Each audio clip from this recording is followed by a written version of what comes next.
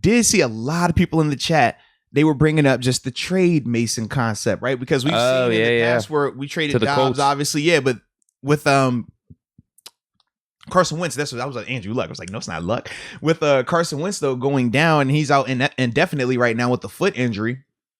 That obviously has popped up, right? Trade people, trade who's available, and he has been a person that, at least in the chat now, has popped up a ton, man. So what are your thoughts on that though, man? Do you what's his market from your perspective, bro? I think you got to wait and see. I do not want to go through another season that we did in 2019. Mm-hmm. Like right now, I could see how it makes sense. We have Haskins. He looks like he has more upside than Mason. Even before this training camp, a lot of people were higher on Haskins. Yeah. And not saying you really need 3 quarterbacks out there, but we experienced a season where our top 2 quarterbacks did go down, and we had Duck Hodges out there. So I'd kind of just rather would have that insurance up to this point, maybe see how the preseason plays out. I'd like to see Haskins in games before we're just making that decision right now. I agree with that. That's all. Yeah. If Haskins is completely balling out, I'm a little bit more apt to do it, and then especially depending on the compensation. Okay. Is 5th, 6th round worth it? I don't know about that. If 3rd or 4th, maybe. Well, I mean, with Mason, it's gonna be, and hopefully he doesn't kill his value in preseason, though. Well, that's right the other now, alternative, based off these reports, his value might be down. Maybe they're not looking for Mason. Well, I will say this though: practice reports, you can always spin it because those guys. You don't think teams care as much about that? No. Not that they don't care, but you have to realize that they don't have people here visually seeing it. Like for me, I will read what certain writers are writing and I'll hold certain value with it, but it's still certain things that I'm not going to believe 100% until I see it with my eyes. And with these other organizations, when you talk about trading for players and stuff like that, they're essentially putting their job on the line, their reputation on the line. So they might not just believe what Twitter says or what a couple of writers say. They might feel like, man, let me call up Coach Tomlin himself and talk to him. Let me call up Kevin Colbert and see what that guy's saying. Because they're not going to play Mason down. Right, exactly. And then from there, they're going to sell it to him. And now you just hope that they buy it. You know, you hope they go with it. But they haven't seen it in person just yet. Now, when it gets to the preseason, the games actually start. Well, now you can't hide them. Now it is what it is. But as long as it's not on game tape just yet, it's still a mystery. How are you feeling? In terms of Mason and his trade market, I don't think you get anything better than a 5th or a 6th round tops. That's what I'm thinking. If that's the case, I'd rather just keep him there. But then my rebuttal is, would I rather at least get a 5th or 6th round pick, or would I rather cut him and get nothing? Because that's the other alternative, right? You think we're going to cut him? Well, not necessarily, but because in the chat, obviously people are high on Haskins, but they even like Dobbs right now over Mason. That's just based on what the chat has been saying, right? So just for conversational purposes, if that was the case, you're not going to keep 4 guys and you're not going to have Mason on a practice squad either. So what are you going to do with them? You would end up releasing them. That's what I'm saying. If that was the case, if they did go this Haskins Dobbs route, I don't necessarily think they're going to do that just Mason. yet. Yeah. But then again, I think about how 3 years ago now, when this was Landry Jones in this situation, Mason and Dobbs, and we all said, man, there's no way they're going to get rid of Landry. No way, not a chance. And what did they do? They surprised us all. So, yeah, because Landry was the number 2. It had been the number 2 for years. Had just re-signed for, I think it was $3-4 million as well. Similar to Mason's contract in that $5 million range. And then from there, we saw what happened. So it's not a foregone conclusion that Mason is making that team either. Okay, that's kind of what I was saying. Like if you thought you would cut him or anything like that, then I would much rather trade him. But if you think that, I'd rather have him and let him ride for a little bit, all right, you go that route. I'm just assuming we're not cutting him. That's the thing. Okay. So that's why I say don't make the trade right now. But you're right. If you think they are cutting him, make the trade. Well, that's just getting value for someone that's not even going to be on the team anymore. True. And that is a good question, though. In terms of in the chat, I know we've had a ton of people talking about the trade element for Mason. But if you think he's going to get cut, let us know that as well, because that changes it, right? If we're thinking that he's going to make the roster and we're just saying, okay, would you trade him just to trade him?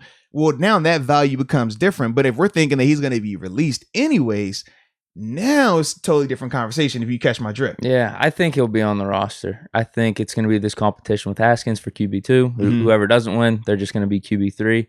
And that's going to be it. I'd rather just have that insurance for this season. I don't want to experience 2019 again. But if we're saying 3rd or 4th round pick, 2019 had you scarred, bro. Yeah, if we're saying 3rd or 4th round pick, let's do it. I just think with either Mason or Haskins, if Haskins impresses in preseason, Mason is still looking fine.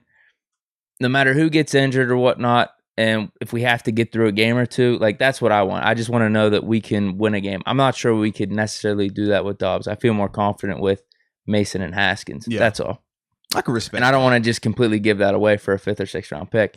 3rd or 4th, I'm more open to it. No, I agree, man. I want him. I want to see him perform. I do.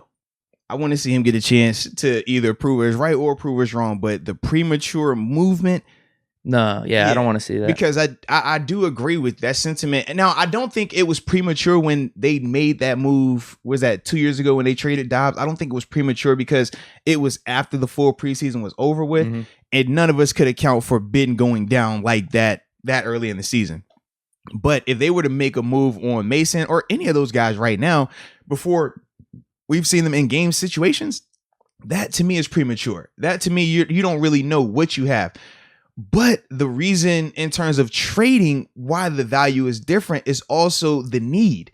Mm-hmm. Right now, the Colts have a bigger need. They have the need for a quarterback. And depending on the reports on Wentz and how long it is, significant it is, then that adds to the... They're a playoff caliber team. Right. So they have one of the best rosters in the NFL. It'll add to that need to get a guy. So Mason's value could increase a little bit with that team. But once the Colts fill that void or Wentz comes back, well, now Mason's stock drastically goes back down. So that could be another thing, thinking of just like stocks and bonds and stuff like that, of how long do I hold this stock? Am I holding it too long? Or am I holding it to, did I sell it too soon? Like that's the thing with Mason right now. If you were going to go that route, that you got to start factoring in. Yeah. The other question then is though, how do the Colts feel about Jacob Eason? What if they view Eason and Mason as equals essentially? Because Eason was like actually a pretty decent prospect coming out of college. Yeah. He fell off a little bit. I don't think his senior year was up to par with what it should have been. He got bounced around a little bit too, like Georgia, then to Washington. But he always had like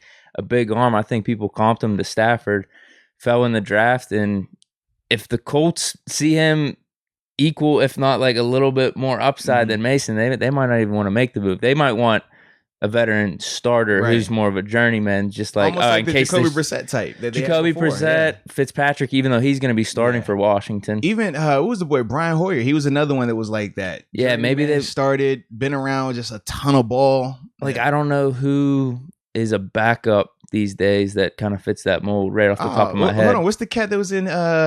He was living in Houston, but was playing in Philly. Was that McCown, right? I guess Tyrod Taylor's not bad. But he's probably going to be starting on in Houston right now. No, you're right. You're right.